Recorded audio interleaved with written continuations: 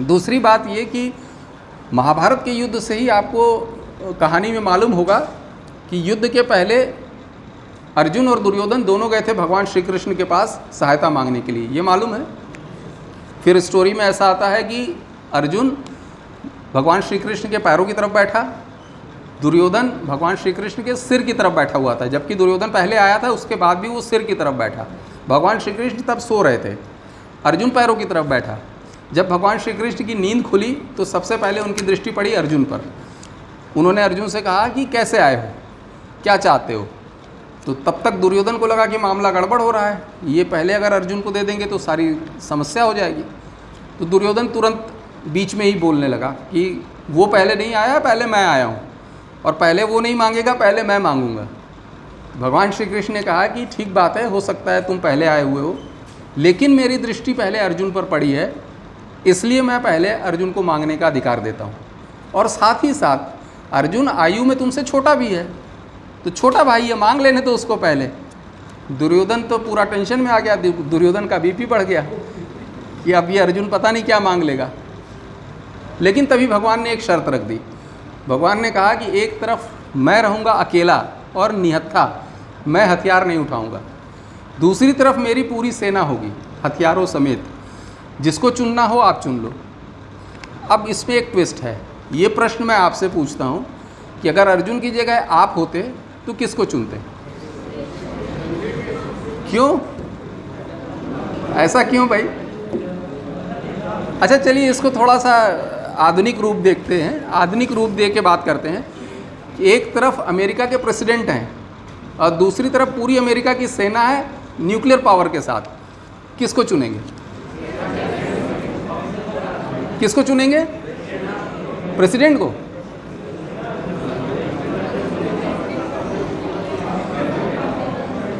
इतना सोचने की ज़रूरत ही नहीं है, कॉमन सेंस की बात है। ऑब्वियसली कोई भी होगा तो सेना को चुनेगा, लेकिन अर्जुन ने तो ऐसा किया नहीं। अर्जुन ने सेना छोड़ के एक व्यक्ति को चुन लिया, वो भी निहत्थे। तो ऐसा क्यों किया अर्जुन ने? या ऐसा कोई भी व्यक्ति कब करेगा कि वो एक सेना को छोड़कर एक निहत्थे व्यक्ति को चुनेगा? सीधी सी बात है कि ऐसा कोई भी तभी कर सकता है जब उसको ये अच्छे से मालूम हो कि ये सामान्य व्यक्ति नहीं है, ये साक्षात भगवान है। तभी कोई भी व्यक्ति सेना को छोड़ के भगवान को चुनेगा। आप ऐसे किसी अमेरिका के प्रेसिडेंट को नहीं चुनेंगे अगर जब तक आपको मालूम नहीं हो कि वो भगवान है। तब तक कोई भी कॉमन सेंस वाला आदमी ऐसा नहीं करेगा कि सेना को छोड़ के एक निहत्थे व्यक्ति को चुन ले। तो इससे हमको क्या पता चलता है? इससे पता चलता है कि अर्जुन को युद्ध के पहले से ही मालूम था कि ये भगवान है, ये सामान्य मनुष्य नहीं है। लेकिन अगर आप श्रीमद् भगवद गीता का अध्ययन करें, आज मैं आपसे बोल रहा हूँ, अभी तक आपने किया नहीं है पर आप जाकर जरूर करें, तो श्रीमद् भगवद गीता यदि मैं कहता हूँ कि भगवान श्री कृष्ण ने कहीं कम है, अर्जुन ने कहलवाई ज़्यादा है, तो भी अतिशयोक्ति नहीं होगी। लगातार अर्जुन प्रश्न पूछता गया, तो भगवान ऐसा क्यों, तो भगवान वैसा क्यों, तो ऐसा करेंगे तो क्या होगा, ऐसा नहीं करेंगे तो क्या होगा। जो कल मैं बात कर रहा था आपसे कि स्केप्टिक हमको होना है, हमको प्रश्न पूछना है, आँख मूंद के कुछ नहीं मानना है। हमारे यहाँ ये मॉरल ऑफ द स्टोरी है, ये संदेश है हमारे लिए कि प्रश्न पूछना है। अगर आपके सामने स्वयं साक्षात भगवान खड़े हों तो भी प्रश्न पूछना है, तो भी कोई बात आँख मूंद के नहीं मानना है। और श्रीमद् भगवद गीता में ही आप देखिएगा कई जगहों पे अर्जुन कह रहा है तो भगवान ऐसा क्यों, तो भगवान, इसका मतलब है कि उसको मालूम है। और ये भी आपको मालूम होगा कि बीच में भगवान ने उसको विराट स्वरूप भी दिखाया था, उसके बाद भी कई अध्याय हैं। तो हमारे लिए संदेश क्या कि अगर साक्षात स्वयं भगवान भी हों तो भी हमको प्रश्न पूछना है, आँख मूंद के कुछ नहीं मानना है। भगवान श्री कृष्ण एक स्थान पर कहते हैं कि मेरे पहले कई जन्म हुए हैं, तो उससे पहले ये ज्ञान मैंने सूर्य को दिया था। तो अर्जुन उसमें भी उनसे पूछता है कि आपका जन्म तो अभी का है, सूर्य तो बहुत पुराना है, तो कैसे आपने सूर्य को बता दिया। तो बिल्कुल स्पष्ट है कि यदि आपसे कोई कहता है कि किसी भी बात पर प्रश्न नहीं, विशेषकर आजकल जो हम बात करते हैं उसमें ये कहा जाता है कि धर्म की बातों में प्रश्न नहीं होगा, आंख मूंद के मानना है, जो धर्म में कहा गया उसमें कोई क्वेश्चन नहीं। बिल्कुल ऐसा नहीं है, प्रश्न करना है, स्वयं भगवान से भी प्रश्न करना है, आंख मूंद के कुछ भी नहीं मानना है। और दूसरी विशेषता, भगवान चाहते तो कह सकते थे कि कहाँ यहाँ युद्ध के मैदान में फालतू व्यर्थ की बकवास कर रहे हो, चलो युद्ध लड़ो। तो अर्जुन क्या युद्ध नहीं लड़ता? अर्जुन युद्ध लड़ता, लेकिन भगवान ने ऐसा किया नहीं। वो 18 अध्यायों तक लगातार अर्जुन की शंकाओं का समाधान करते रहे। सब प्रश्नों के उत्तर उन्होंने दिए अर्जुन को, कहीं पर भी उन्होंने उसको फोर्स नहीं किया। और इस समझाने के दौरान मैं एक बार फिर आपसे कह रहा हूँ कि घर जाइए, श्रीमद् भगवद गीता देखिए। भगवान श्री कृष्ण ने कहीं पर भी अर्जुन से कुछ भी मानने के लिए नहीं कहा कि तू ऐसा मान ले। उन्होंने हर जगह पर यह कहा कि हे अर्जुन तू ऐसा जान, या हे अर्जुन जो ऐसा जानते हैं। तो जानने की प्रक्रिया ही विज्ञान है, मानने की प्रक्रिया अंधविश्वास है, जो अभी हमने आधी बात कल की। तो हम जानें, हम चीज़ों को समझें, आँख मूंद कर कुछ भी नहीं मानना है। कल भी मैंने बताया था कि भगवान श्री कृष्ण कहते हैं कि ज्ञानम तेहम सविज्ञान मिदम वक्ष्यामि शेषतः। इस ज्ञान को मैं तुझसे विज्ञान सहित कहूँगा, जिसको जानने के बाद कुछ भी शेष नहीं रह जाता। और उसके बाद आखिरी अध्याय में भगवान कहते हैं कि ये सारा ज्ञान मैंने तुझसे कहा, इसके बाद तू अपनी बुद्धि का उपयोग कर और जो उचित है उसका पालन कर। इसके बाद भी कोई मानने की बाध्यता नहीं। यही विज्ञान है और यही आधुनिक जानने की प्रक्रिया है। हमको कहीं पर भी किसी भी तरह से किसी भी बात को आंख मूंद के नहीं मानना है, और किसी भी तरह से किसी भी बात पर अंधविश्वास हमको नहीं करना है। तो ये हमको प्रेरणा मिलती है श्रीमद् भगवद गीता से, जहाँ पर युद्ध में भगवान श्री कृष्ण अर्जुन को समझा रहे हैं।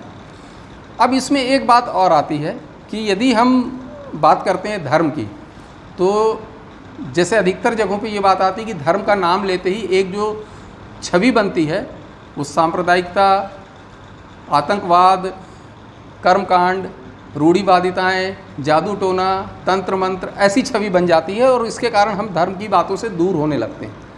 तो क्या धर्म आतंकवाद है? बिल्कुल नहीं। ये समस्या इसलिए उत्पन्न हो रही है क्योंकि हमने धर्म को संप्रदाय, मजहब या रिलीजन का पर्यायवाची समझ लिया है। ये बिल्कुल स्पष्ट होना चाहिए आपको कि धर्म संप्रदाय, मजहब या रिलीजन नहीं है। तो धर्म क्या है? हम हमारे आध्यात्मिक ग्रंथों को देखें तो उसकी परिभाषा बिल्कुल स्पष्ट है कि धार्यति इति धर्म, जो धारण करने योग्य है वही धर्म है। लेकिन अगर हम प्रामाणिक शब्दकोशों में चले जाएं तो प्रामाणिक शब्दकोश कहते हैं कि किसी व्यक्ति या वस्तु में रहने वाली उसकी मूल वृत्ति, प्रकृति, स्वभाव अथवा मूल गुण उस व्यक्ति अथवा वस्तु का धर्म कहलाता है। वहीं पर कुछ विद्वान और साथ में जोड़ते हैं कि किसी व्यक्ति या पद के लिए नियत किया गया हुआ कार्य या व्यवहार उस व्यक्ति या उस पद का या उस वस्तु का धर्म कहलाता है। कुछ विद्वान और आगे जोड़ते हैं, वो ये कहते हैं कि यदि यह मूल गुण जो है यदि उस व्यक्ति या वस्तु में से निकाल दिया जाए तो वो व्यक्ति या वो वस्तु वही नहीं रह जाएगी जो वो पहले थी। कुछ समझ में आया कि ज़्यादा कठिन हो गया? समझ में आया। चलो इसको थोड़ा सा सरल करके देखते हैं। सरल करके ऐसा देखते हैं कि जैसे एक शिक्षक है, उसका धर्म है शिक्षा देना। यदि वो शिक्षा देना बंद कर देता है तो शिक्षक नहीं रह जाएगा। एक चिकित्सक है, उसका धर्म है रोगियों का उपचार करना। वो उपचार करना बंद कर देता है तो वो चिकित्सक नहीं रह जाएगा। इसी तरीके से निर्जीव वस्तुओं के लिए भी, जो तथाकथित निर्जीव हैं, उनके लिए भी बात कही गई। जैसे अग्नि का धर्म है जलाना। अगर अग्नि से जलाने की धर्म जो उसकी क्वालिटी वो ख़त्म हो जाए तो वो अग्नि नहीं रह जाएगी। तो ये विशेष रूप से बात कही गई हमारे यहाँ कि जो धर्म है वो इन चीज़ों पर निर्भर करता है, ना कि संप्रदाय, मजहब या रिलीजन पे। और इसीलिए ऑक्सफोर्ड डिक्शनरी में ये जानकर आपको प्रसन्नता होगी कि धर्म एक नए शब्द के रूप में एक्सेप्ट कर लिया गया है। अब रिलीजन एक अलग शब्द है और धर्म एक अलग शब्द है, वो ऑक्सफोर्ड डिक्शनरी में मेंशन्ड है। इसी तरह से शिक्षक एक अलग शब्द है और गुरु एक अलग शब्द है। गुरु भी शब्द ऑक्सफोर्ड डिक्शनरी में एक्सेप्ट कर लिया गया है। तो क्योंकि हम टीचर शब्द को गुरु नहीं कह सकते, रिलीजन को धर्म नहीं कह सकते, और ऐसे बहुत सारे शब्द हैं हमारे यहाँ जो संस्कृत में है। कल हम लोग बात कर रहे थे कि संस्कृत भाषा बहुत वैज्ञानिक भाषा है।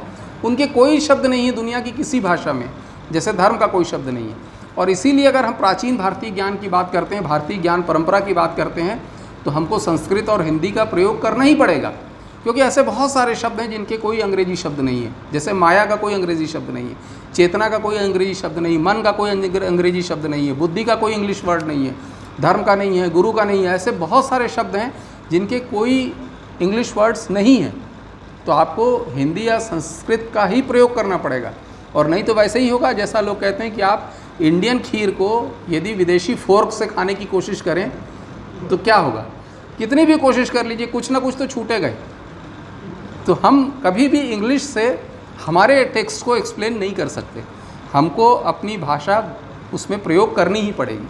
तो यहाँ पर जो धर्म जिस अर्थों में आया उसको अब आप एक साधारण उदाहरण से समझ लें कि एक कोई व्यक्ति है, मैं अपनी बात करता हूँ कि मैं एक चिकित्सक हूँ, तो एक चिकित्सक के रूप में मेरा धर्म है।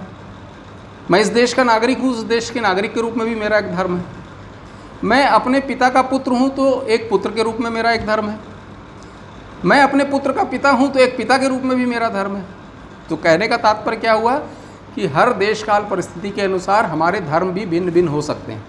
और इसीलिए श्रीमद् भगवद गीता में आप देखेंगे तो वहाँ पर कई जगहों पे कहीं पर कुल धर्म शब्द का प्रयोग किया भगवान ने, कहीं क्षत्रिय धर्म शब्द का प्रयोग किया, कहीं राज धर्म शब्द का प्रयोग किया, कहीं मानव धर्म शब्द का प्रयोग किया।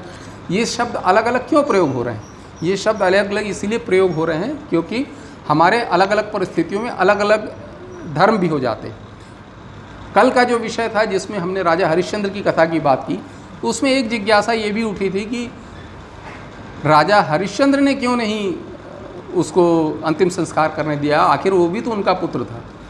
तो वो उदाहरण इस तरह से हमको समझना चाहिए कि जब वो अपनी ड्यूटी पर थे तो वहाँ पर एक गार्ड की ड्यूटी के रूप में भी उनका धर्म था। जैसे देश का सैनिक है और अगर सुरक्षा के लिए उसकी ड्यूटी लगी हुई है कहीं बॉर्डर पे, तो चाहे उसके पिताजी आ जाएं, चाहे उसके घर वाले कोई आ जाएं, उनको प्रवेश नहीं देना उसकी ड्यूटी है। उस समय उसका धर्म वही है। तो जो राजा हरिश्चंद्र ने उस धर्म का पालन किया, तो ये हमारे लिए समझना बहुत महत्वपूर्ण है कि हमारा धर्म क्या है। अब धर्म इससे भी ज़्यादा हम और अंदर अगर गहराई में जाके देखने की कोशिश करें तो एक श्लोक आता है गीता में, भगवान श्री कृष्ण कहते हैं सर्वधर्मान परित्यज्य मामेकम शरणम व्रज। सुना है आपने? भगवान कहते हैं कि सारे धर्मों को छोड़कर मेरी शरण में आ। अब ये तो बड़ा कॉम्प्लिकेटेड हो गया। श्रीमद् भगवद गीता कब कही गई थी? महाभारत युद्ध कब हुआ था? कोई बता सकता है कब हुआ था? लगभग 5000 वर्ष पूर्व हुआ था। तो जब 5000 वर्ष पूर्व गीता कही गई थी तो उस समय यदि हम देखने की कोशिश करें तो जिनको आज हम धर्म कहते हैं, हालांकि वो संप्रदाय, मजहब या रिलीजन है, उनका तो तब जन्म भी नहीं हुआ था। जितने भी भारत में आप जिनको धर्म बोल रहे हैं आज, हालांकि वो संप्रदाय, मजहब या रिलीजन है, उनका तो जन्म भी नहीं हुआ था। तो जब जन्म ही नहीं हुआ था तो भगवान किसको छोड़ के आने के लिए कह रहे थे? तो निश्चित रूप से वो धर्म ये धर्म नहीं होंगे जिनको आज हम संप्रदाय, मजहब या रिलीजन के नाम से जानते हैं। तो भगवान श्री कृष्ण उसमें आगे ये कहते हैं कि स्वधर्मे निधनम श्रेय, अपने धर्म में ही निधन श्रेय है। तो अब यहाँ पर हम ये तो समझ चुके हैं कि ये धर्म वो धर्म नहीं है जो हम संप्रदाय, मजहब, रिलीजन के नाम से जानते हैं। तो कौन सा धर्म? धर्म वो जो हमारा गुण है। जैसे अभी हमने बात कही मूल गुण की, अग्नि का जो गुण है वो जलाने का है। इस सृष्टि में जितने भी प्राणी हैं सबको ईश्वर ने कुछ ना कुछ गुण दिया। आप बिल्कुल ये नहीं सोचें कि हमारे पास कोई गुण नहीं है, सबके पास कोई ना कोई गुण है। यदि बंदर के पास पेड़ में चढ़ने का गुण है तो मछली के पास पानी में तैरने का गुण है। अगर बंदर सोचे कि मैं पानी के अंदर डुबकी लगा के तैर लूँगा तो संभव नहीं है। मछली सोचेगी कि मैं पेड़ पे चढ़ जाऊँगी तो उसका भी संभव नहीं है। तो सबके पास गुण है। सामान्य मनुष्यों में हम देख लें कि अमिताभ बच्चन सोचें कि मैं सचिन तेंदुलकर बन जाऊँगा तो संभव नहीं है। सचिन तेंदुलकर सोचते हैं कि मैं अमिताभ बच्चन बन जाऊँगा तो संभव नहीं है। तो ये हमारा स्वधर्म क्या है? जो हमारा मूल गुण है, हमको अपना मूल गुण पहचानना है और उसी को विकसित करने का प्रयास करना है। अभी दुर्भाग्य से युवाओं में क्या हो रहा है कि हम अपना जो मूल गुण है उसको नहीं पहचानते, हम हमारा जो स्वधर्म है उसको नहीं पहचानते। हम प्रभावित होते हैं दूसरों से, हम फिल्मों से प्रभावित होते हैं, हम टीवी सीरियल से प्रभावित होते हैं, एक्टर से प्रभावित होते हैं, माँ बाप जो कह रहे हैं या किसी पात्र को, किसी चरित्र को देखकर उससे प्रभावित होते हैं। फलाने अंकल तो डॉक्टर हैं, बहुत अच्छे हैं, मैं भी डॉक्टर बनना चाहता हूँ, मेडिकल लाइन में घुस गए। मैनेजमेंट का बहुत स्कोप है, मैनेजमेंट का बहुत क्रेज़ है, हम भी मैनेजमेंट करेंगे, तो हम भी मैनेजमेंट में घुस गए। लेकिन वो यदि हमारा मूल गुण नहीं है तो आप ये निश्चित मान के चलिए कि आप जीवन में चाहे जितना आगे पहुंच जाए, पहली बात तो आगे आप पहुंचेंगे नहीं, लेकिन यदि इंटेलिजेंस है तो मेहनत करके हो सकता है आप आगे पहुंच जाएं। लेकिन आपका जीवन आनंद का कभी नहीं हो सकता, आप हमेशा तनाव में रहेंगे और जो आप अपने मूल गुण से अलग हुए हैं उसके कारण हमेशा परेशान रहेंगे। एक हरिवंश राय बच्चन जी का लिखा हुआ गीत है जो अमिताभ बच्चन जी ने गाया है, शायद आप लोगों ने सुना हो। 8-10 साल पहले टीवी में काफ़ी चैनलों में आता था, अभी भी उपलब्ध है वो। एक रहन ईर एक रहन बीर, सुना आप लोगों ने? हरिवंश राय बच्चन जी का गीत है। एक रहन ईर एक रहन बीर और एक रहन फत्ते। फिर उसके बाद कई स्ट्रेंजा हैं उनके, तो उसमें इस तरह का कि ईर कहे चलो चिड़िया मार लाएं, बीर कहे चलो चिड़िया मार लाएं, फत्ते कहे चलो चिड़िया मार लाएं, तो हम कहा हमू चिड़िया मार लाएं। बहुत सारा है इस तरह से कि ईर कहे चलो लकड़ी काट लाएं, बीर कहे चलो लकड़ी काट लाएं, फत्ते कहे चलो लकड़ी काट लाएं, तो हम कहा चलो हम लकड़ी काट लाएं। तो ऐसा हमारे साथ भी हो रहा है। एक्स मैनेजमेंट में जा रहा है, वाई मैनेजमेंट में जा रहा है, जेड मैनेजमेंट में जा रहा है, चलो हम भी MBA ज्वाइन कर लेते हैं। अगर हम ऐसा कर रहे हैं तो हम अपना स्वधर्म नहीं पहचान रहे हैं और हमको आगे चल के बहुत परेशानियां होने वाली हैं।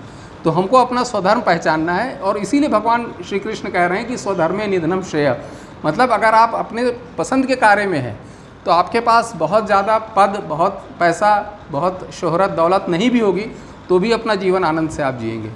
और यदि आपके पास बहुत कुछ है, सब कुछ आपने जो भौतिक उपलब्धियां हासिल कर ली, लेकिन अगर आप आनंद से जीवन नहीं जी रहे हैं तो ऐसे जीवन का कोई अर्थ नहीं रहता। और इसीलिए आप देखेंगे आपको बहुत सारे ऐसे उदाहरण मिलेंगे कि हर साल कहीं IAS के लोग सुसाइड कर रहे हैं। हमारे यहाँ मेडिकल के जो हाईएस्ट एजुकेशन के जो सेंटर्स हैं, एम्स जैसे प्रतिष्ठित संस्थानों में लोग IITs, IIMs के स्टूडेंट्स सुसाइड कर रहे हैं। ऐसा क्यों हो रहा है? क्योंकि उन्होंने अपना स्वधर्म नहीं पहचाना। वो केवल अपनी बुद्धि का प्रयोग करके जहाँ भीड़ जा रही थी वहाँ चले गए। तो अपने स्वधर्म को पहचानें, जो आपके लिए उचित है उसी को कहें। श्रीमद् भगवद गीता का सबसे प्रसिद्ध श्लोक कौन बता सकता है जो सब ने सुना हो? Very good. कर्मण्यवाधिकारस्ते माँ फलेषु कदाचन, सुना है आप लोगों ने? ये सबसे प्रसिद्ध श्लोक है। अच्छा, कोई इसका अर्थ बता सकता है क्या? ये तो बहुत दिनों से सुन रहे हैं, बताइए बताइए। चलिए,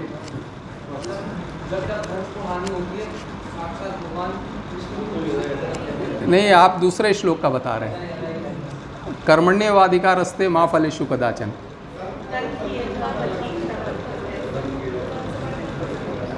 और कोई बताना चाहेगा?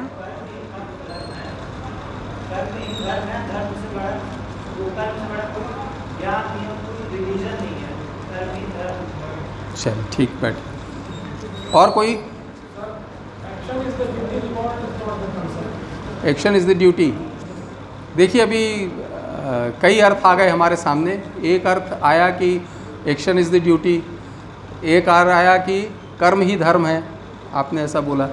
एक आया कि कर्म करना है, फल की इच्छा नहीं करना है, ये आया।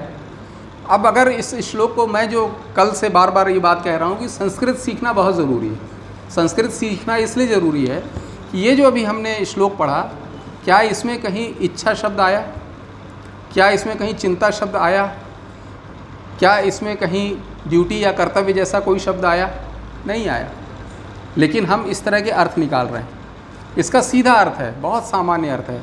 कर्मण्यवाधिकारस्ते मतलब कर्म पर ही तेरा अधिकार है। माँ फलेषु कदाचन, फल पर नहीं है। बहुत सिंपल बात है कि कर्म पर ही तेरा अधिकार है, फल पर अधिकार नहीं है। बस इतनी सी बात है। लेकिन ये बात सुन के भी आप लोगों को थोड़ा सा अजीब नहीं लगता कि ऐसा कैसे कि कर्म पे अधिकार है, फल पर नहीं? आपको लगेगा कि ये तो कोई खतरनाक वाला CEO है किसी कारपोरेट का, जो कह रहा काम तो पूरा लूँगा पर सैलरी पे तेरा अधिकार नहीं है। ऐसे ही है क्या? पर ऐसा है नहीं। कर्म पर अगर अधिकार है तो फल पर अधिकार क्यों नहीं? कभी सोचा आपने? अब इसका जो स्पष्टीकरण हमारे जो ग्रंथ करते हैं वो बहुत आसान करते हैं। वो कहते हैं, एक लाइन में लिखा हुआ है कि कर्म हम व्यष्टि से करते हैं, फल समष्टि से आता है। अब यहाँ पे भी समस्या है कि हम शब्द समझते नहीं तो हमको समझ में नहीं आता। अब इसको अगर सरल करते हैं तो ऐसा है, कर्म हम इंडिविजुअल लेवल पर करते हैं, फल लेकिन टोटलिटी में आता है। कुछ क्लियर हुआ? अभी भी नहीं हुआ। एक क्लास में 50 बच्चे हैं, सपोज करिए। फर्स्ट तो कोई एक आएगा ना, कोई हो सकता है 10वें नंबर पे हो, कोई बड़ी मुश्किल से पास हुआ हो, और कुछ हो सकता है फेल हो जाए। अब सारे बच्चों ने मेहनत की होगी। फेल होने वाला तो कह सकता है ना, मैंने तो कर्म पूरा किया, मैं फेल क्यों हो गया? या सेकंड नंबर वाला कह सकता है कि मैंने तो कर्म पूरा किया, जो फर्स्ट नंबर वाला क्यों टॉप कर गया? ऐसा मन में विचार आ सकता है। तो जो परिणाम आता है वो समष्टि से आता है। समष्टि से आता है का अर्थ ये है कि वो हमारे अधिकार में नहीं। हमारे अधिकार में हम जो कर्म कर सकते हैं वो हमारे अधिकार में, लेकिन जो परिणाम आ रहा है वो टोटलिटी में आ रहा है। टोटलिटी में आ रहा है कि मतलब उसी क्षेत्र में, उसी दिशा में जितने सारे लोग कार्य कर रहे हैं, उनका जो रिजल्टेंट एक परिणाम आएगा, वो परिणाम आपके सामने आएगा। समझ में आया? कुछ स्पष्ट हुआ? दूसरे बच्चे ने हो सकता है ज़्यादा मेहनत की हो, दूसरे बच्चे ने हो सकता है कुछ अच्छी चीज़ें ही पढ़ ली हों, या दूसरे बच्चे के पास हो सकता है ऐसी पुस्तकें हों, ऐसे शिक्षक मिल गए हों जिससे वो ऐसी चीज़ें भी जानता हो जो आप नहीं जानते हो। दूसरा स्टूडेंट हो सकता है कि बचपन से उस चीज़ के लिए तैयारी कर रहा हो। तो कई बार हम अपना पूरा प्रयास करने के बाद भी वो परिणाम नहीं ला पाते हैं जो हम अपेक्षा करते हैं। तो इसीलिए भगवान कहते हैं कि कर्म पर ही अधिकार है, फल पर नहीं है। और अगली जो लाइन है उसमें भगवान कहते हैं कि यह जानने के बाद भी लेकिन कर्म करने से तेरी जो कर्म करना तुझे बंद नहीं करना है, यह जानने के बाद भी भगवान श्री कृष्ण ये कहते हैं। नहीं तो अभी लोगों को पता चल जाएगा कि अधिकार नहीं है तो छोड़ो, क्या मतलब कर्म करने से, ऐसा नहीं है। तो वो ये कहते हैं कि यह जानने के बाद भी कर्म तो कुछ को करना ही है। भगवान श्री कृष्ण स्वयं का उदाहरण देते हैं कि मुझको तो कर्म करने की कोई आवश्यकता ही नहीं, वो तो भगवान थे, सब कुछ उपलब्ध था उनके लिए, पर उसके बाद भी वो कहते हैं कि मैं कर्म करता हूँ। तो कर्म तो करना ही है। और एक चीज़ भगवान श्री कृष्ण कहते हैं कि जो श्रेष्ठ पुरुष जैसा आचरण करते हैं सामान्य जन उसका अनुसरण करते हैं। श्रेष्ठ पुरुष आचरण करते हैं का अर्थ ये हो गया कि आप बहुत सारे दूसरे लोगों को देखते हैं और वैसा ही करने की कोशिश करते हैं। अगर आप श्रेष्ठ पुरुष को देखेंगे, जो भी आपके रोल मॉडल हैं उनको आप देखते हैं कि वो तो काम ही नहीं करते हैं, या भ्रष्टाचार में लिप्त हैं, या जो कल हम बात कर रहे थे कि स्मोकिंग करते हैं, ड्रिंकिंग करते हैं, तो आप उससे देख के वैसा ही पालन करने की कोशिश करते हैं। तो यदि आप लीडरशिप के लेवल पे, हायर लेवल पर जाते हैं तो आपको अपना आचरण ऐसा रखना पड़ेगा कि जो सामान्य लोग हैं वो आपको देखकर उससे प्रेरणा लें और वो खुद को वैसा बनाने की कोशिश करें। तो इसके लिए हमारे लिए बहुत ज़रूरी है कि हम सामान्य व्यक्ति के रूप में जीवन नहीं जी सकते। जितना हम श्रेष्ठ होते जाएंगे उतना हमको अपने साथ साथ ये भी ध्यान रखना पड़ेगा कि लोग हमको फॉलो कर रहे हैं, लोग हमको ऑब्जर्व कर रहे हैं और उसके अनुसार वो भी अनुसरण कर रहे हैं। तो हमारे लिए महत्वपूर्ण है। मैं हमारे यहाँ के जो मेडिकल स्टूडेंट्स हैं मैं उनको बोलता हूँ कि किसी भी तरह के कपड़े पहनने में कोई बुराई नहीं है, किसी भी तरह के कपड़े पहनिए, किसी भी तरह की हेयर स्टाइल रखिए, सब स्वतंत्र भारत के स्वतंत्र नागरिक हैं। लेकिन इस बात का हमेशा ध्यान रखिए कि आपको जितने रोगी आ रहे हैं, जितने आम जनता आ रही है, वो आपको ऑब्जर्व कर रही है, वो देख रही है आपको कि आप किस तरह का व्यवहार कर रहे हैं, किस तरह का आप लोगों के साथ रिएक्ट कर रहे हैं, और उसी तरह का अनुसरण फिर वो भी करते हैं। यदि एक डॉक्टर सिगरेट पीता है और फिर उसके बाद वो ये चाहता है कि वो अपने मरीजों को सलाह दे कि सिगरेट मत पियो, तो कोई मानेगा? कभी नहीं मानेगा। तो हमको वैसा आचरण करना है, वैसा कि हमारे जो सबॉर्डिनेट्स हैं उसको उसी हिसाब से पालन करें। लीडरशिप में आप जब बड़े पद पर जाएंगे तो आपके कपड़े पहनने से लेके आप कैसे बोलते हैं, कैसा व्यवहार करते हैं, कैसे कार्य करते हैं, उन सब चीज़ों पर नज़र रखते हैं आपके जो जूनियर्स हैं, आपके जो सबॉर्डिनेट्स हैं। तो आपको ये भी ध्यान रखना है कि लोग हमको ऑब्जर्व कर रहे हैं। और मॉडर्न मेडिकल साइंस में ऐसा पाया गया कि हमारे मस्तिष्क में 10 से 15% मिरर न्यूरॉन्स होते हैं। मिरर न्यूरॉन्स ऐसे न्यूरॉन्स होते हैं जो सामने वाले को देख के हमारे अंदर उसकी कॉपी करने की इच्छा होती है। ये एक नॉर्मल मैकेनिज़्म है जो मेडिकल साइंस से हमको पता है। तो जब हम लोगों को देखते हैं तो उसी तरह का कॉपी करने की कोशिश भी करते हैं। जैसे अगर आप सामने वाले व्यक्ति को देखते हैं कि कोई भी अगर वो काम कर रहा है, अगर वो पब्लिक स्पीकिंग कर रहा है या कुछ लिख रहा है या पढ़ रहा है, या क्लास में आप बहुत सारे लोग रहते हैं जो अपने टीचर से प्रभावित रहते हैं कि मैं भी ऐसा टीचर बनूंगा, मैं भी ऐसा डॉक्टर बनूंगा, या कई बार कोई काम करते रहते हैं, अगर सामने वाले व्यक्ति ने हाथ में एक ग्लास उठाया तो जो मिरर न्यूरॉन है वो आपको उसी तरह का कृत्य करने के लिए प्रेरित करेंगे। तो हमारी जो ये प्रक्रिया है ये सामान्य मनुष्य की प्रक्रिया है। तो हम दूसरों के लिए प्रेरणा बन सकें, हमको अपना व्यवहार ऐसा रखना अनिवार्य है। इसके बाद एक और प्रसिद्ध श्लोक है जो भगवान श्री कृष्ण ने कहा, आपने देखा होगा LIC का जो लोगो है उसमें क्या लिखा रहता है?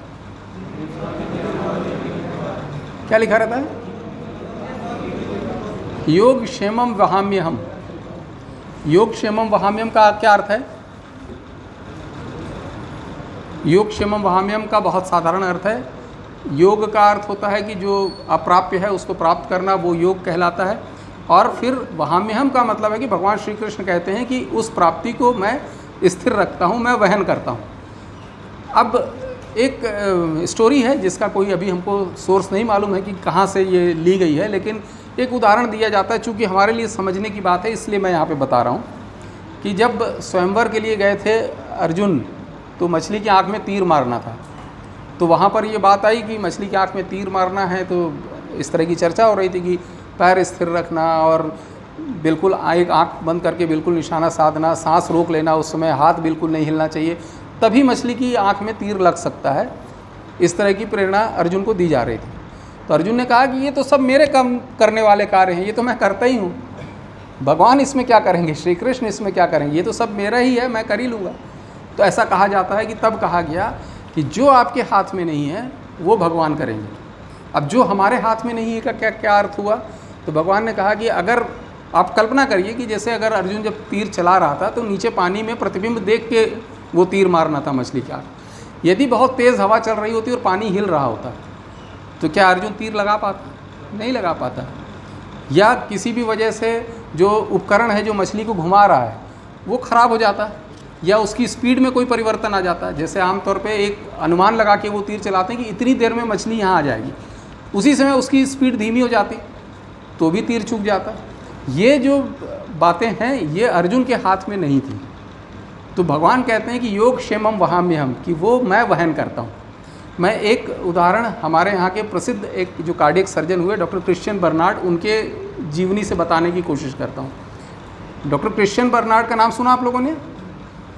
पहला हार्ट ट्रांसप्लांट उन्होंने ही किया था। तो उनके बारे में एक स्टोरी है कि वो जब भी कोई सक्सेसफुल ऑपरेशन करते थे तो वो ये हमेशा कहते थे कि शुक्र है आज हवा का रुख ठीक था। तो लोग अक्सर पूछते थे कि ये बात बोलने का क्या मतलब।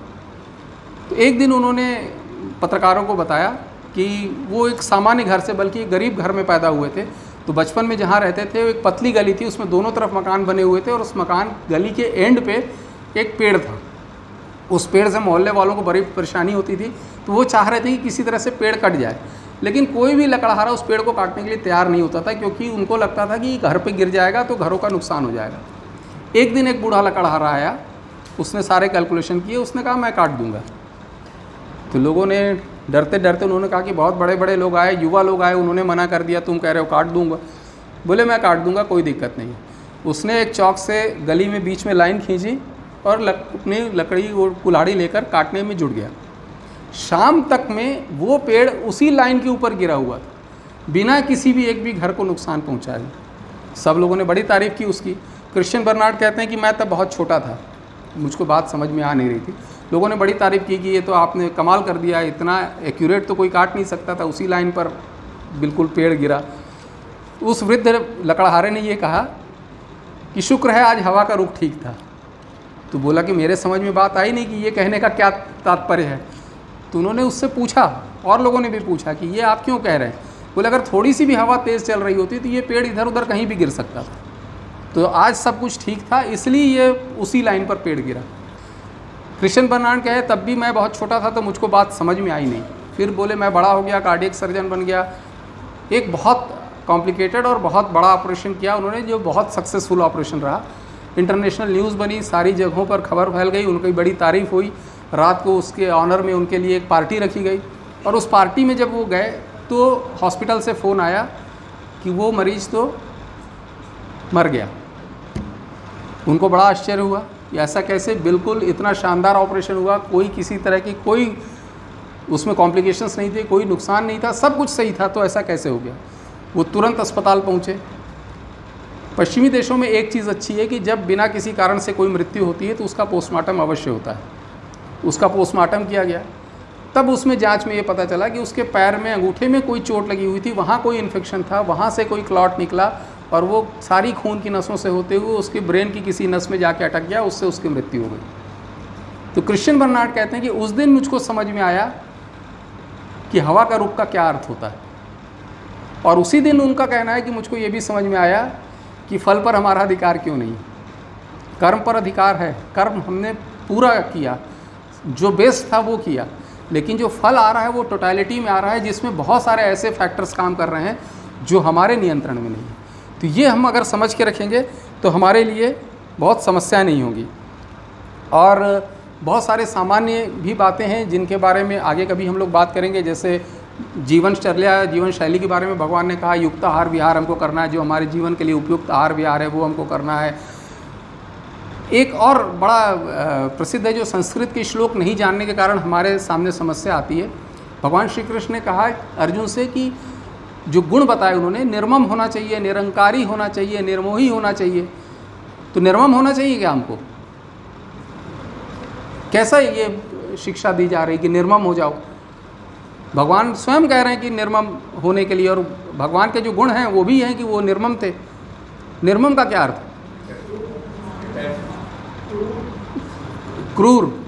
और अभी यही हो गया कि समय के साथ इतने परिवर्तन आ गए कि निर्मम का अर्थ हम यही क्रूएल, निर्दयी, क्रूर इस तरह का ही समझते हैं, जबकि ऐसा है नहीं। निर्मम संस्कृत शब्द है जो मम और नी दो को मिलाकर बनता है। मम का मतलब मेरा, जहाँ मेरापन की भावना नहीं है, जो भी सर ने कहा कि अगर हम डिटैच हैं, हम मेरापन की भावना नहीं है तो हम उससे दूर हैं, उससे हमारे पास मोह नहीं। हमारा मोह क्यों होता है? जब वो चीज़ मेरी है तो मोह होता है। तो भगवान इस तरह के बहुत सारी चीज़ों का उदाहरण दे रहे हैं जो हमारे जीवन शैली में प्रतिदिन उपयोग में आने के लायक है, और अगर हम उनको पालन करते हैं तो हमारे सामान्य जीवन भी बहुत अच्छा होगा, और मैनेजमेंट के लिए भी हमको बहुत सारा ऐसा ज्ञान मिलेगा जिसका हम पालन कर सकते हैं।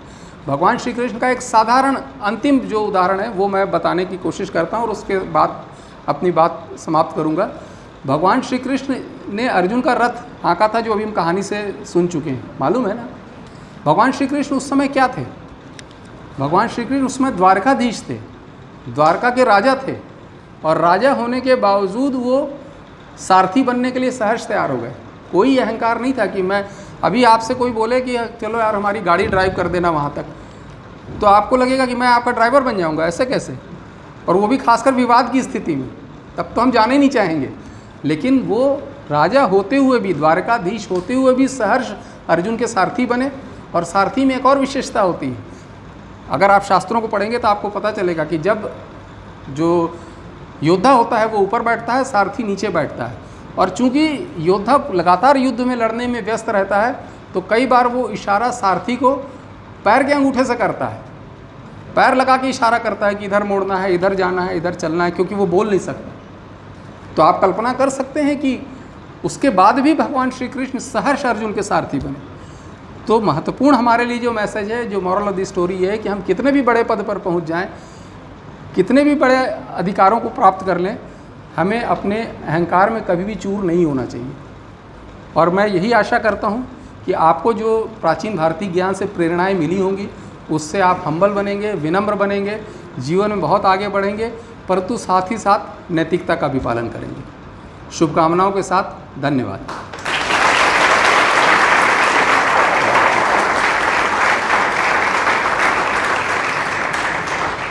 कोई प्रश्न पूछना चाहें तो पूछ सकते हैं। कोई प्रश्न नहीं? कोई शंका नहीं? ऐसा बहुत कम होता है। हाँ,